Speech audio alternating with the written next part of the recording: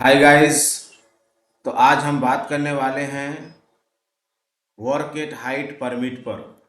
यानी work at height की जो परमिट ली जाती है तो किस तरह से लेनी चाहिए और वर्क एट हाइट परमिट में कौन कौन बातें और किस तरह की इंफॉर्मेशन कंटेंट होनी चाहिए। तो चलिए फिर शुरू करते हैं हम लोग वर्क एट हाइट परमिट की बात। तो सबसे पहले आपको दिखा दें, जहां हम माउस का पॉइंटर से आपको दिखा रहे हैं, PTW यानी permit to work reference number एक होता है। तो वो रेफरेंस नंबर आपको यहाँ लिखना है। जहाँ से परमिट इशू की जाती है ऑलमोस्ट वहीं से permit to work reference number receive होता है। कॉन्ट्रैक्टर, कौन कॉन्ट्रैक्टर है, कॉन्ट्रैक्टर का यहाँ नाम लिखना है। उसके बाद प्रोजेक्ट नेम में प्रोजेक्ट का नाम लिखना है। नंबर ऑफ एम्प्लॉयज इन्वॉल्व यानी वर्क एट हाइट में कितने वर्कर्स काम करने वाले हैं। ठीक है, मान के चलिए 4 वर्कर्स काम करने वाले हैं, 10 वर्कर्स काम करने वाले हैं, है ना, 2 वर्कर्स काम करने वाले हैं, तो उनका नंबर यहाँ मेंशन किया जाएगा।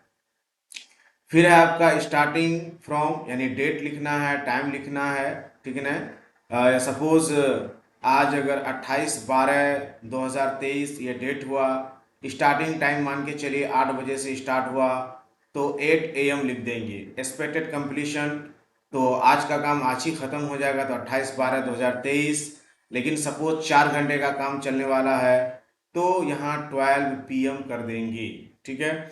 अब है कि वर्क एट हाइट पर जो काम होता है तो अलग अलग, है ना, चीज़ों के थ्रू काम होता है। जैसे कि इसके फोल्डिंग के थ्रू होता है, लैडर के थ्रू होता है, एरियल लिफ्ट्स के थ्रू होता है, रूफ वर्क होता है, या अदर या कुछ और मीन्स के जरिए काम हो रहा है वर्क एट हाइट पर, तो उसको आप यहाँ लिख सकते हैं। यानी जितने यहाँ आपको दिए हुए हैं बॉक्स, अगर इनमें से कोई है जिसके थ्रू वर्क एट हाइट पे काम हो रहा है तो ठीक है, वरना जो अन्य जिसके माध्यम से कोई वर्क एट हाइट पे काम हो रहा है तो उसको आप यहाँ क्या करेंगे, लिख सकते हैं। वर्क डिस्क्रिप्शन, तो वर्क डिस्क्रिप्शन में क्या होता है कि काम क्या होने वाला है। ठीक है। जैसे आपको फॉर एग्जांपल हम बता रहे हैं कि किसी घर के दीवार का पेंटिंग का काम चलने वाला है जो लैडर के थ्रू होगा, तो लिख सकते हैं painting work of A wall. तो आप इस तरह से जॉब को डिस्क्राइब कर सकते हैं, यानी पेंटिंग वर्क जो है वॉल का होने वाला है बाय हेल्प ऑफ लैडर, है ना। तो इस तरह से वर्क डिस्क्रिप्शन आप लिख सकते हैं। या मान के चलिए वर्क एट हाइट पर जैसे इसके फोल्डिंग के थ्रू काम होता है, तो मान के चलिए अगर किसी छत की ढलाई का काम होता है, कभी कभी और भी बहुत सारे ऐसे वर्क होते हैं जो वर्क एट हाइट पर इसके फोल्डिंग के थ्रू होता है, तो उस जॉब को आप क्या कर सकते हैं, डिस्क्राइब कर सकते हैं। सिंपल है कि जो काम ऊपर होने वाला है उस काम के बारे में विस्तार से आपको लिखना है। जैसे मान के चलिए, है ना, कि cleaning work of A wall, है ना, पेंटिंग वॉल पेंटिंग का क्लीनिंग का काम चलने वाला है तो आप इसको लिख सकते हैं। Location of job to be perform, ये काम कहाँ होने वाला है, एग्जैक्ट उसका लोकेशन आपको यहाँ लिखना है। उसके बाद tools equipment to be used, इस काम में कौन कौन टूल्स यूज किए जा रहे हैं वो सारे टूल्स का आपको नाम लिखना है। डेफिनेटली जब work at height permit issue करने आप जाएंगे और जब एग्जैक्ट वर्क एट हाइट का काम चलेगा तो डेफिनेटली पूरा सिनेरियो आपके सामने रहेगा, पूरा वर्क आपके सामने रहेगा, पूरे टीम ऑफ वर्क सामने रहेंगे, जो जो इक्विपमेंट यूज होने वाला है वो सब कुछ आपके सामने रहेंगे। ठीक है। तो इस तरह से जब आप जो काम को कराने वाले हैं वर्क एट हाइट पर, डेफिनेटली वो चीज सेम टाइम जब आप इस काम को कराएंगे और इस परमिट को भरेंगे तो बहुत इजी होगा। ऐसे हम अगर बता दें कि नहीं ये टूल्स यूज होगा तो हो सकता है कि ऐसा ना हो सकता है कि वहाँ कुछ डिफरेंट टूल्स यूज हो, तो एग्जैक्ट ये कोई कुछ कह नहीं सकता है। जब एग्जैक्ट काम चलेगा फिर work at height permit issue कराएंगे तो डेफिनेटली ये पता चलेगा कि हाँ वर्क एट हाइट पे किस किस टूल्स का यूज होगा। उसके बाद आपको जो नीचे कॉलम दिया है identifying risk associated with work at height, क्योंकि वर्क एट हाइट पे बहुत सारे रिस्क होते हैं, ठीक है। तो उन सारे रिस्क को क्या करना पड़ता है, हमको आइडेंटिफाई करना पड़ता है।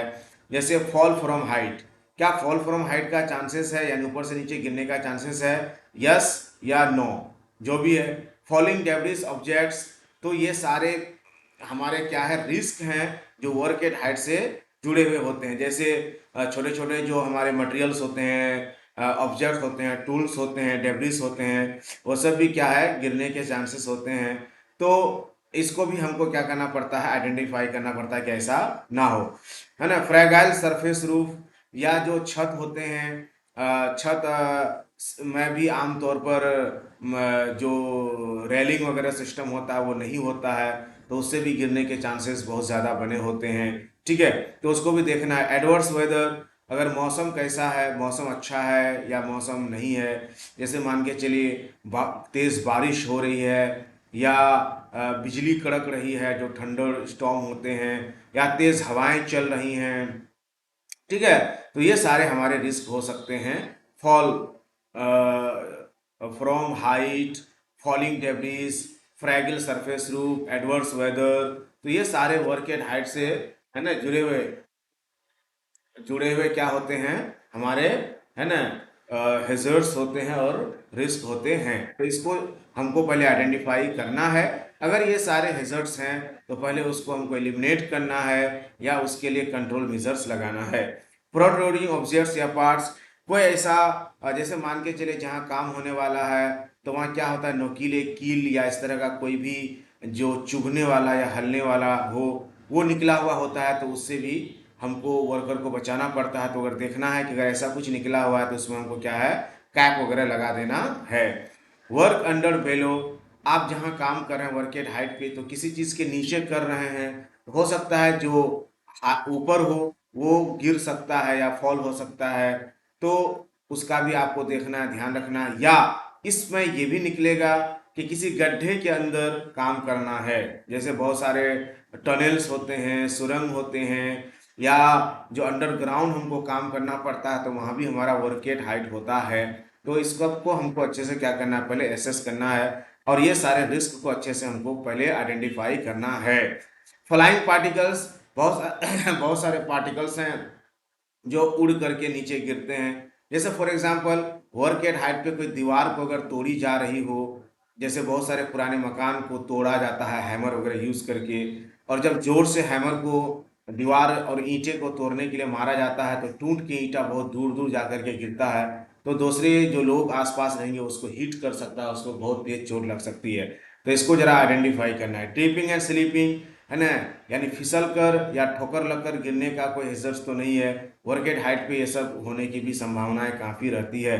नियर ओवरहेड पावर लाइन, यानी जब हाइट पे आप काम करेंगे, तो हो सकता है कि आसपास से बिजली का तार या और इस तरह के कोई भी जो है बिजली से रिलेटेड कनेक्शन कोई गया हुआ हो, तो अगर वो प्रॉपर इंसुलेटेड नहीं है या कवर्ड वायर नहीं है, तो डेफिनेटली वहाँ हेजर्ड्स हो सकता है। तो इस चीज़ का भी हमको ध्यान रखना है कि सेफ डिस्टेंस मेंटेन करके ही हम काम को करें। उसके बाद मूविंग व्हीकल्स एंड इक्विपमेंट्स, ठीक है। मान के चलिए आप वर्क एट हाइट पे काम कर रहे हैं, और नीचे कोई व्हीकल्स मूव कर रहा है या कोई गाड़ियां आ जा रही हैं, तो हो सकता है कि वो ठोकर मार दे या टच कर जाए। जैसे मान के चलिए अगर इसके पोल में कोई ट्रक या चार चक्का अगर टकरा जाएगा, तो इसके पोल को कोलैप्स कर देगा, ठीक है। लैडर कोलैप्स कर जाएगा, एरियल लिफ्ट कोलैप्स कर जाएगा, या इस तरह के जो भी हमारे जो टेम्पोररी स्ट्रक्चर होते हैं वो कोलैप्स कर सकता है। तो इसका भी हमको ध्यान रखना है कि जो भी व्हीकल्स मूव करें वो डिस्टेंस में मूव करें, और एरिया को हम बैरिगेट कर दें। फॉल्टी इक्विपमेंट मटेरियल्स, जो मटेरियल यूज़ किया जा रहा है वो फॉल्टी है, सही नहीं है, तो इसके वजह से भी, जैसे मान के चलिए लैडर है वो आपका डैमेज्ड है, या इसके फुल है वो प्रॉपर बनाया नहीं गया है, एरियल लिफ्ट है वो लूज एंड डैमेज है, तो ये सब से भी आदमी गिर सकता है। Near energise equipment, overhead line power, overhead lines और इनरजाइज इक्विपमेंट, ये दोनों चीज में थोड़ा सा डिफरेंस है। देखिए, ओवरहेड लाइंस का मतलब बिजली का तार, और इनरजाइज इक्विपमेंट का मतलब वो मशीन जो बिजली से चल रही होती है। तो ऐसे मशीन के आसपास भी हमको क्या है, नंगे हाथ या हमारा शरीर टच नहीं होना चाहिए। ऐसे बहुत सारे मशीन है जो बिजली से चलता है और उसको हमको टच नहीं करना चाहिए। तो वर्क एट हाइट पे ऐसे कोई मशीन अगर लेके गए हैं, काम कर रहे हैं, तो वहाँ इस तरह के हैजर्ड्स हो सकते हैं। फिर यहाँ आपको एक और दिया गया है कि अदर स्पेसिफाई, यानी इसके अलावा भी कुछ और हैजर्ड्स हो सकते हैं, तो आप इसको यहाँ मेंशन कर सकते हैं। उसके बाद है कि the following document must be attached with this permit. इस परमिट के साथ हमको, यानी वर्क एट हाइट परमिट के साथ हमको और भी परमिट को क्या करना पड़ता है, जोड़ना पड़ता है। जैसे मेथड स्टेटमेंट और रिस्क असेसमेंट, और हो सकता है कि डेली डेली जो हमारा होता है daily tool box meeting permit, तो ये सब हम लोग को क्या करना पड़ता है, इसके साथ जोड़ना पड़ता है। सिर्फ इसी से, ये तो सिर्फ वर्क एट हाइट की परमिट हुई, लेकिन रिस्क असेसमेंट अलग से किया जाता है, मेथड स्टेटमेंट अलग से किया जाता है, टूल बॉक्स स्टॉक अलग से किया जाता है। तो ये सारी चीज़ें भी हमको क्या करनी है, इसके साथ अटैच करनी है, वो सारे परमिट्स को भी हमको क्या करना है, डेवलप करना है। अगला पॉइंट है कि precaution required to complete the work safely. जब भी हम वर्क एट हाइट पे काम करेंगे तो हमें कुछ प्रिकॉशन लेकर के हमें काम को करना चाहिए। जो प्रिकॉशन कुछ यूं दिया जा रहा है कि ये सारे प्रिकॉशन का ध्यान रखते हुए हमको काम करना है। क्या है कि जो रिस्क है या जो भी उसमें हैजर्ड्स हैं, वो अच्छे से कंट्रोल होना चाहिए, इम्प्लीमेंटेड होना चाहिए। इफ यस स्टेट बिल, अगर ऐसा किया गया है तो आपको यस करना है। जैसे fall production, work at height पे काम करने के लिए फॉल प्रोडक्शन जो आपको नीचे गिरने से बचाता है, बहुत ज़रूरी होता है कि इसको लगा के काम करें। फॉल रेस्ट्रेंट जो आपको नीचे गिरने ना दे। फॉल अरेस्टर, ठीक है, फॉल अरेस्टर में तो पर्सनल फॉल अरेस्ट सिस्टम भी आते हैं। उसके बाद रॉप ग्रैब फॉल अरेस्ट सिस्टम भी आते हैं। ये सारी चीज़ें हमको क्या करनी है, लगा के काम करनी है। उसके बाद guardrail system, work at height पे इसके फोल्डिंग वगैरह पे अगर हम काम करते हैं तो गार्डरेल लगा के काम करनी है। ठीक है, लाइफ लाइन, जहाँ सेफ्टी बेल्ट को लगाने के लिए कोई एंकरेज पॉइंट नहीं होता है तो वहाँ हमको लाइफ लाइन वगैरह यूज़ करना पड़ता है। तो ध्यान ये रखना है कि लाइफ लाइन हमारा यूज़ होना चाहिए। ठीक है, तो लाइफ लाइन लगा के काम करना है। Harness with shock observer and double hook. तो अगर आपको डिटेल में जानना है तो पर्सनल फॉल अरेस्ट सिस्टम करके मेरा एक अलग से वीडियो बना हुआ है, उसमें आप देख सकते हैं। तो जो भी फुल बॉडी हार्नेस होता है उसमें एक शॉक ऑब्जर्वर होना चाहिए, ताकि अगर झटके से गिरते हैं तो वो आपके शॉक को क्या कर ले, ऑब्जर्व कर ले। उसके बाद सेफ्टी नेट भी होना चाहिए। सेफ्टी नेट दो पर्पज से नीचे लगाया जाता है कि अगर फिर भी कोई गिर जाता है तो सेफ्टी नेट में जाकर के वो रुक जाएगा। और दूसरा ये है कि जो लूज मटेरियल्स या टूल्स वगैरह नीचे गिर रहा है तो उसको भी बचाता है। और इसके फोल्डिंग में टॉप बोर्ड लगा के काम करना चाहिए ताकि लूज मटेरियल्स वगैरह को नीचे गिरने नहीं देता है। तो ये सारे पॉइंट्स हैं जो प्रिकॉशन के तौर पे इसको हमें क्या करना, फिल करना है। और ये सारे प्रोसीजर्स को फॉलो करते हुए हमको वर्क एट हाइट पे काम करना है। अगला है कुछ आपके लिए पॉइंट और भी कि है ना, proper access and egress been provided, यानी ऊपर चढ़ने और उतरने का क्या है, ऊपर चढ़ने और उतरने का जो भी वहाँ प्रावधान है वो हमारा होना चाहिए। ठीक है, अगर ऐसा प्रावधान अगर नहीं है तो पहले क्या करना है, ऊपर चढ़ने और उतरने का जो सही और प्रॉपर जो एक्सेस और एग्रेस होना चाहिए वो हमको वहाँ क्या करना चाहिए, मेंटेन करना चाहिए। ठीक है, अगर यस, अगर ऐसा है तो यस करेंगे, अगर नहीं दिया गया तो नो। और एनए का मतलब था नॉट रिक्वायर्ड नॉट अप्लीकेबल, यानी हो सकता है कि इस चीज़ की ज़रूरत ना हो सकता है कि इस चीज़ की ज़रूरत ना हो, तो एनए यानी नॉट अप्लीकेबल पे हम टिक लगाएंगे। If wind speed greater than 30 है ना 2 kilometre per hour, if yes है ना do not proceed the activity. अगर 32 किलोमीटर पर आवर अगर हवा की स्पीड है तो हमको वर्क एट हाइट पे काम नहीं करना चाहिए। अगर हवा की स्पीड उतनी नहीं है तो है ना यस करेंगे कि हवा की स्पीड उतनी नहीं है। ठीक है, तो अगर है तो यस करेंगे, नहीं है तो नहीं करेंगे। ठीक है, इफ यस है ना डू नॉट प्रोसीड, अगर यस है यानी कि हवा की स्पीड उतनी है तो काम नहीं करेंगे। तो अगर हवा की स्पीड उतनी नहीं है तो नो करेंगे, अगर है तो यस करेंगे। और अगर ऐसा इनक्लोज एरिया में काम हो रहा है जहां हवा की स्पीड से कोई लेना देना नहीं है तो एनए पे टिक लगाएंगे। अगला है आर ऑल फ्लोर है ना openings at roof and adequately covered and protected to prevent falling. बहुत सारे जो छत वगैरह होते हैं तो बीच बीच में क्या होता है, कहीं कहीं होल होता है या छेद वगैरह होता है, तो उसमें से लोगों के गिरने के चांसेस बने होते हैं। तो उसको अच्छे से क्या होना चाहिए, प्रोटेक्टेड होना चाहिए और उसको ढका हुआ होना चाहिए। अगर ऐसा है तो यस। अगर वो मान के चलिए छत है या ऐसा कोई ओपनिंग होल है ही नहीं, तो एनए पे हम क्या करेंगे, टिक लगा देंगे, एनए पे टिक लगा देंगे। उसके बाद नीचे आएंगे कि is the scaffold erected and inspected by the certified person, है ना। इफ नो डू नॉट है प्रोसीड एक्टिविटी। जो स्केफोल्ड बनाया जाता है, इसके फोल्डिंग पर मेरा अलग से वीडियो बना हुआ है। जो स्केफोल्ड बनाया जाता है तो कोशिश ये करना है कि स्केफोल्ड एक कंपिटेंट आदमी के द्वारा क्या करना पड़ता है, इंस्पेक्शन करना पड़ता है और ग्रीन टैग लगाना पड़ता है। अगर ऐसा हुआ है तभी इसके फोल्डिंग पे काम करना है, अदरवाइज काम नहीं करना है। ठीक है। उसके बाद है कि all scaffold ladder aerial lift inspected, है ना, इट। और बताते हैं कि जो भी ये सारी चीज़ें हैं जिस पर से भी वर्क एट हाइट पे काम किया जा रहा है, चाहे इसके फोल्डिंग के थ्रू, लैडर के थ्रू, लिफ्ट के थ्रू या और कोई दूसरे इक्विपमेंट के थ्रू, तो जो इंस्पेक्टर हैं उनका यहाँ नाम लिखा जाएगा और कब इंस्पेक्शन किया गया है वो सब लिखा जाएगा। और कोई रिमार्क अगर डालना है तो वो सारे रिमार्क्स भी आप यहाँ डाल सकते हैं। उसके बाद द फॉलोइंग है ना areas items have been inspected by issuer and receiver. जो भी परमिट्स को इशू करते हैं और जो परमिट को रिसीव करते हैं, इश्यूअर और रिसीवर के थ्रू कुछ चीज़ें हैं जो हमें करनी चाहिए। डेंजर वार्निंग साइन, जहाँ भी वर्क एट हाइट पे काम चलेगा उसके एरिया को बैरिकेडेड कर देना वार्निंग साइन के थ्रू, है ना। उसके बाद है इसके फोल्ड टैग सिस्टम, यानी ग्रीन टैग लगा करके ही इसके फोल्डिंग पर काम होगा। अगर ग्रीन टैग नहीं लगा है तो इसके फोल्डिंग पे काम नहीं होगा।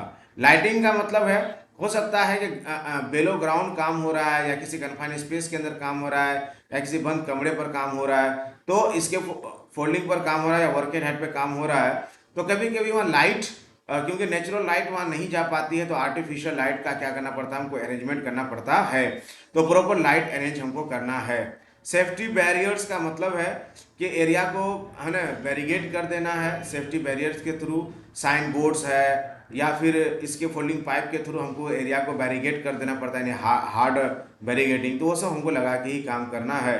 बड़ी सिस्टम को भी हमको फॉलो करना है। रेस्क्यू, अगर कोई दुर्घटना हो जाती है तो हम किस तरह से रेस्क्यू करेंगे। मटेरियल बास्केट का मतलब ये है कि जो वर्क एट हाइट पे काम होगा, जो मटेरियल लेकर के काम करेंगे तो उसको अलग से मटेरियल रखने के लिए बास्केट होना चाहिए।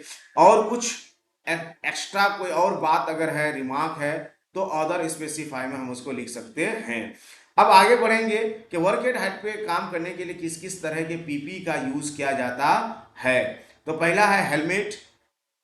हेलमेट ऐसा होना चाहिए कि चेन, है ना, स्ट्रैप के साथ होना चाहिए, यानी जो दाढ़ी के पास जिसको लॉक कर देते हैं फीता जो होता है वो लगा हुआ होना चाहिए। वो इसलिए ज़रूरी होता है ताकि अगर वर्क एट हाइट पे अगर आप काम कर रहे हैं और अगर आप गिरते हैं तो हेलमेट आपके सर पर रुका रहे, अदरवाइज आदमी के गिरने से पहले हेलमेट ही गिर जाएगा। सेफ्टी शूज़, सेफ्टी शूज़ को भी पहन करके आपको काम करना है। सेफ्टी ग्लव्स लगा के काम करना है ना, यानी जो हैंड ग्लव्स इसको बोलते हैं। एयर प्लग या एयर मफ अगर वो लगा के काम करना है। ये दो प्रोटेक्शन देता है, एक तो धूल गर्दा को कान में घुसने नहीं देता है, दूसरा ये है कि अगर तेज आवाज़ वहाँ क्रिएट होती है तो उससे भी आपको क्या करता है, बचाता है। सेफ्टी गॉगल्स, यानी चश्मा की बात हो रही है, जैसा काम हो रहा है उस काम के अकॉर्डिंग क्या होना चाहिए, सेफ्टी गॉगल्स होना चाहिए। रिफ्लेक्टिव वेस्ट, रिफ्लेक्टिव वेस्ट यानी एक जैकेट होता है जो चमकता है, अगर रोशनी कम होती है या अंधेरा होता है तो ये चमकता है, तो रिफ्लेक्टिव जैकेट लगा के काम करना है। डस्ट मास्क, धूल गर्दा से बचाने के लिए, जिसको face mask, dust mask, nose mask ये सब कहा जाता है, ये लगा के ही काम करना है। सेफ्टी क्लॉथ्स, और हो सकता है कि जो काम आप कर रहे हैं, जैसे केमिकल का काम कर रहे हैं, वेल्डिंग का काम कर रहे हैं, ग्राइंडिंग का काम कर रहे हैं, तो नॉर्मल कपड़ा नहीं बल्कि इसके लिए सेफ्टी क्लॉथ स्पेशल आते हैं, वो पहन के काम करना है। हो सकता है कि जो यहाँ पीपी पहनने के लिए कहा गया वर्क एट हाइट पे काम करने के लिए, हो सकता है उसके अलावा और भी कुछ पीपी आपको पहनना पड़े। जैसे कन्फाइंड स्पेस में घुस के काम करना है जहाँ ऑक्सीजन का लेवल बहुत कम है, तो हो सकता है कि वहाँ आपको एस्काबा भी लगाना पड़े या कार्ट्रिज बेस्ड रेस्पिरेटर लगाना पड़े, तो उसको आप यहाँ लिख सकते हैं। नेक्स्ट पॉइंट है कि इश्यू एंड एक्सेप्ट बिफोर, है ना, परमिट। कुछ चीज़ें हैं कि आप को यहाँ पहले क्या कर लेना चाहिए, वेरीफाई अच्छे से कर लेना चाहिए, सारी चीज़ों को अच्छे से पहले चेक कर लेना चाहिए, रिस्क असेसमेंट वगैरह को अच्छे से देख लेना चाहिए, और परमिट को इश्यू करने से पहले अच्छे से जो भी चीज़ें हैं उसको अच्छे से पहले क्या करना चाहिए, नोटिस कर लेना चाहिए कि जो भी चीज़ें इसमें लिखी गई हैं वो सब प्रॉपर हैं या नहीं है। अगर हैं तभी जो है परमिट जो रिसीवर है वो रिसीव करेंगे, यहाँ नेम लिखेंगे, यहाँ सिग्नेचर डेट लिखेंगे। उसके बाद जब वो परमिट प्रोसीड होगा एथोराइज पर्सन के थ्रू यानी इश्यू होगा, तो उनकी भी जिम्मेदारी है कि अच्छे से जो कुछ भी परमिट के अंदर मेंशन किया गया है सारी चीज़ों को है ना एज इट इज़ क्या करें, मैच करें, देखें कि जो भी एक्टिविटी हो रही है वो सारी एक्टिविटीज़ और परमिट के अंदर मेंशन की हुई बातें वो सब सेम है या नहीं है। अगर सेम है तभी परमिट को इश्यू करें, और फिजिकली इंस्पेक्शन करना भी ज़रूरी होता है कि आप साइट में जाएं, फिजिकली खुद देखें, उसके बाद ही परमिट को क्या करें, इश्यू करें। तो जो परमिट को इश्यू करेंगे उनका नाम, उनका सिग्नेचर और डेट होगा। फिर है कि कॉन्ट्रैक्टर का जो सेफ्टी इंजीनियर या ऑफिसर होते हैं, सेफ्टी ऑफिसर होते हैं, फिर वो परमिट को क्या करते हैं, अप्रूव करते हैं, एक्नॉलेज करते हैं, उनका नाम, उनका सिग्नेचर होगा। Verified bye SEC consultant. देखिए एसईसी एक ऐसे ही लिखा गया सैमसंग इंजीनियरिंग कंपनी है ना। तो एसईसी, अब एसईसी की जगह क्या होता है, जो भी क्लाइंट होगा तो वो क्लाइंट का यहाँ एक फॉर एग्जांपल आपको दिया गया है ना, सैमसंग इंजीनियरिंग है ना कंपनी लिमिटेड, उसका एक आपको नाम ऐसे समझने के लिए दिया गया है। तो एसईसी का जो अपॉइंटेड पर्सन होते हैं, जो प्रोजेक्ट जिसका चलता है, जो क्लाइंट होते हैं, उसके थ्रू भी क्या करना पड़ता है, हमको वेरीफाई कराना पड़ता है। Clearance and cancellation after work और सस्पेंशन ऑफ परमिट। ठीक है, तो अगर किसी तरह का कोई परमिट प्रॉपर नहीं हो रहा, जैसे man, material, tool, equipment, housekeeping under है ना में चेंज है ना have been withdrawn, the permit work is complete और नॉट कंप्लीट। बताते हैं अगर ये सब इश्यू हो सकता है कि जो टूल्स है वो प्रॉपर नहीं है, या मटेरियल्स है वो प्रॉपर नहीं, जो लोग हैं वो कॉम्पिटेंट नहीं है, या और भी किसी तरह के हैजर्ड्स होने की वहां संभावना अगर है, तो परमिट क्या हो जाता है, कैंसिल हो जाता है और सस्पेंड हो जाता है परमिट। तो वो सब भी हो सकता है। तो अगर किस कारण से और हो रहा है ये सब कुछ यहाँ मेंशन हो सकता है। तो क्लियरेंस साइट मैनेजर के थ्रू नेम और उनका सिग्नेचर होगा। अगर परमिट को किसी कारण से सस्पेंड किया जा रहा है या कैंसिल्ड किया जा रहा है, यानी काम करने के लिए सेफ नहीं है, या जो भी चीज़ें में मेंशन होनी चाहिए, जो भी कम्पिटेंट पर्सन होना चाहिए वो सब फॉलो नहीं हो रहा है, तो परमिट को सस्पेंड भी किया जा सकता है। तो किसके थ्रू सस्पेंड हो रहा है, और उनका सिग्नेचर, उनका नाम भी होगा। उसके बाद है कि list of additional precaution and measures require SEC consultant contractor safety engineers officer. अब बताते हैं कि आप जो वर्कर्स को टीबीटी देते हैं यानी टूल बॉक्स स्टॉक जो देते हैं, जो सेफ्टी ब्रीफिंग करते हैं किसी भी काम को स्टार्ट करने से पहले, तो होता क्या है कि आप उनको कुछ गाइडलाइंस देते हैं, कुछ हैजर्ड्स के बारे में, प्रिकॉशन के बारे में, सेफ सिस्टम ऑफ वर्क के बारे में, method safe method of work के बारे में उनको बताते हैं। तो जो भी बताते हैं मोस्ट इम्पोर्टेंट जो उनको आप गाइडलाइन एंड इंफॉर्मेशन प्रोवाइड करते हैं, तो उनको ये आप 5 कॉलम आपका दिया गया है, हमारे 5 कॉलम में उसको भर दीजिए। ठीक है। परमिट रीवैलिडेशन। हो सकता है कि परमिट जो इश्यू किया गया था, जैसे हम आपको बताया कि 8 बजे से लेके 12 बजे तक के लिए परमिट को इश्यू किया गया, लेकिन हो सकता है कि 2 घंटा का काम बढ़ जाएगा, 2 घंटा का काम बढ़ गया, तो आपको अलग से परमिट इश्यू नहीं करना है, बल्कि यहाँ डेट, यहाँ टाइम लिख करके यानी 12 से 2 यहाँ फिर आपको टाइम भरना है। फिर सेम जितने लोग सिग्नेचर किए थे सारे लोग साइन करेंगे, और ये परमिट आपका फिर वैलिड हो जाएगा।